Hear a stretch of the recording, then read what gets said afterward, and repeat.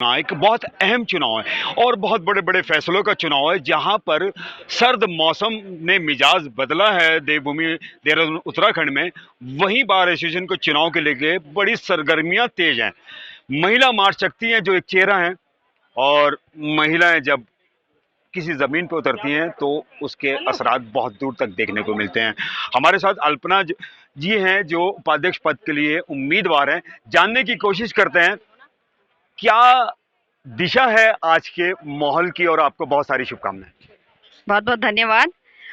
दिशा तो आपको दिख रही है, बहुत भीड़ है और सब लोग चाहते हैं कि बहुत अच्छी कार्यकारिणी आए, और जब अच्छी कार्यकारिणी आएगी तो अच्छे काम भी होंगे। तो मैंने उपाध्यक्ष पद पे मैं आई हूँ, और जो हमारी महिलाओं की एक संख्या बढ़ रही है, तो हमने ये सोचा कि भाई जब महिलाओं की संख्या बढ़ रही है तो बड़े पद पे महिला भी होनी बहुत जरूरी है, क्योंकि यहाँ पे कोई आरक्षण महिलाओं के लिए नहीं था। इसलिए हमने कहा आरक्षण हो या ना हो, हम कर सकते हैं, क्योंकि हम सबसे पहले पेशे से एक वकील हैं और एक वकील को आना बनता है, और महिलाओं के लिए एक महिला का होना भी बड़े पद पे बहुत जरूरी है।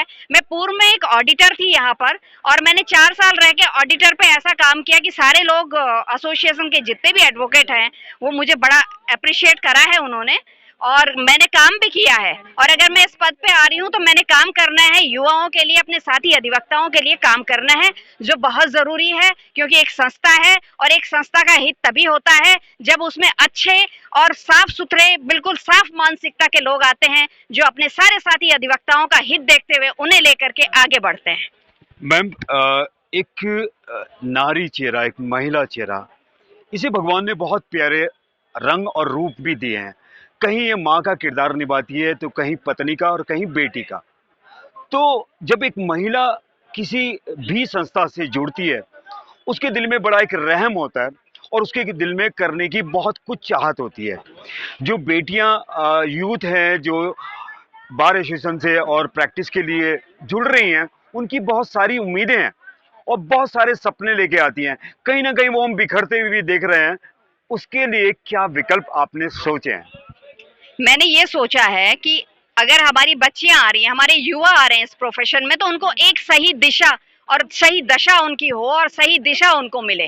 क्योंकि यहाँ पे सेमिनार होने चाहिए हमारे एसोसिएशन में, लड़कियों के लिए कंपटीशन का माहौल होना चाहिए, ताकि वो भी हमारी जुडिशरी और बड़े बड़े जैसे आपके सरकारी एडवोकेट्स हैं, अच्छे अच्छे पदों पे वो जाएं और अच्छी प्रैक्टिस करें, अच्छा काम करें। क्योंकि जब हम इस न्यायालय परिसर में आते हैं तो एक न्याय की भूमि है, इसको हम प्रणाम करते हैं, और यहाँ पे आकर के हम, हमारी जो महिलाएं हैं वो यहाँ पे आकर के वो निखरें, क्योंकि वो एक माँ है, एक बेटी है, एक यहाँ पे हमारी जो अपने घर से आ रही है, उसको बढ़िया माहौल मिलेगा तो वो आगे बढ़ करके बहुत अच्छे अच्छे कार्य कर सकती है, आगे बढ़ती है और बढ़ी है हमारी महिलाएं आगे, ऐसी कोई बात नहीं है। लेकिन ये है कि जब एक महिला या और महिलाएं पद पे होंगी तो वो महिलाएं आराम से अपनी दिक्कतों को, अपनी परेशानियों को हमसे कह सकती हैं, साझा कर सकती हैं। इसलिए मैंने सोचा कि मैं इस पद पे आऊं और मैं महिलाओं के लिए एक ऐसा चेहरा और ऐसी उनकी आस बनूं कि उनको कोई भी दिक्कत हो तो पहले वो मुझे ढूंढे, बोले मैम ये प्रॉब्लम है।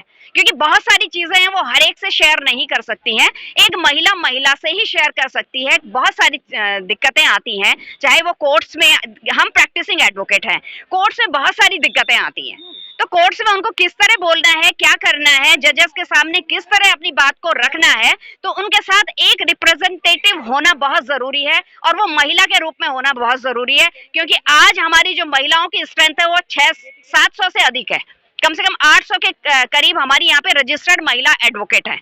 और मैं बहुत खुश होती हूँ जब माता पिता अपनी बेटियों को बेटों के जैसे पाल करके उनको इस प्रोफेशन में आगे भेजते हैं। और आज वो टाइम चला गया जब एक इक्का दुक्का महिलाएं होती थी, और आज हमारी इतनी सारी महिलाएं इस प्रोफेशन में हैं। और हमारे बार जो ये एसोसिएशन में, इसमें जो हमारे अधिवक्ता, साथी अधिवक्ता हैं, उनका भी, हम महिलाओं को भी, हमको बहुत अच्छा सहयोग मिलता है। ऐसा नहीं है, क्योंकि हम लोग सब कंधे से कंधा मिलाकर चलते हैं। वो कहते हैं कि भाई आप महिला नहीं हो, आप पुरुष हो।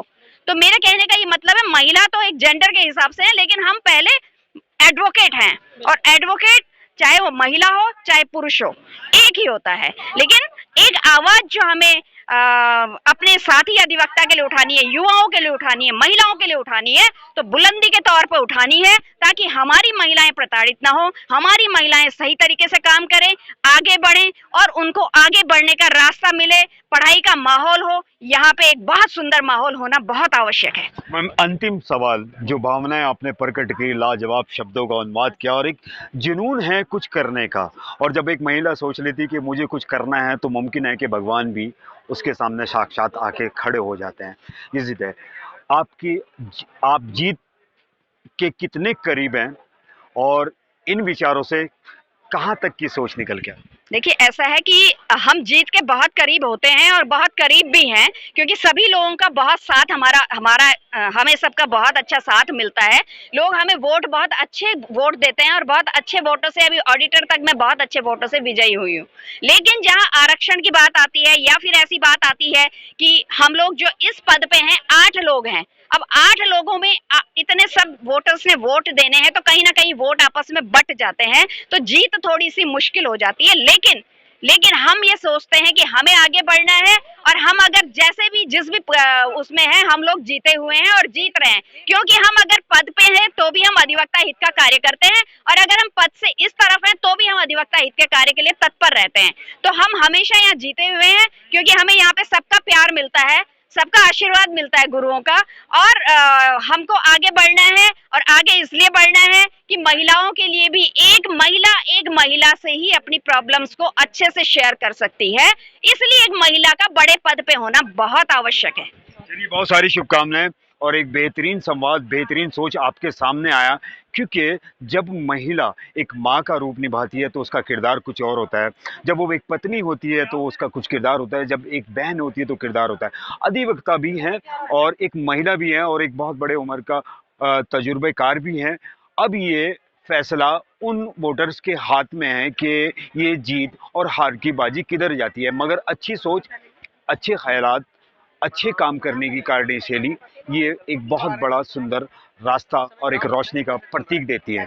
मेरे सहयोगी रमीज सैफी और नौशाद सैफी के साथ देखते रहें लगातार समाचार इंडिया पर ऐसी ही खबरें।